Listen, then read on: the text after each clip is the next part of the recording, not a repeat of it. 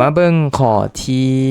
38เนาะตัวนี้ให้ฮู้ก่อนว่าเนาะตำราปีนของซินอิเปกบริกนะมันจะเท่ากับแต่ว่าถ้าเป็นโกดเนาะถ้าว่าเฮาไล่สังคณิตของก่อนตัวนี้มันจะย้อนกลับมาเป็นคำตอบของซินเฮ็ดอีกตัวนี้คือเก่าเนาะแต่ให้ฮู้ตื่มไปอีกเนาะว่าซินอีกกำลัง2ลบ1ดีอีกตัวนี้พอสังคณิตบ่มีขอบเนาะจะมีบวก c นำเนาะโอเคอันนี้ก็เป็นสูตรเนาะทั้งหมด มันต้องเป็นกำลังสองเดี๋ยวนั้นเขาก็กลายเป็นอีกกำลังสองทั้งหมดกำลังสองได้ลบ1ดีเนาะ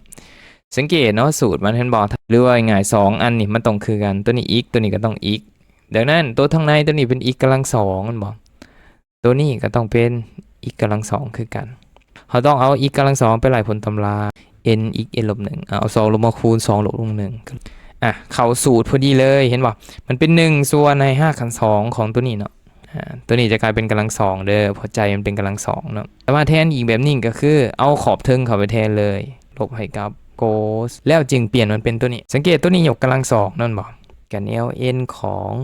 ตัวนี้2มันบอกแทน2ลบ1อันนี้ลองไปไล่เหมือนนั้นบอก1กับ1ตัดกันออก0มัน e ยกกำลังยังออก1ก็เป็น0เดี๋ยวนั้นมันจะเหลือแต่ทั้งหน้าเนาะ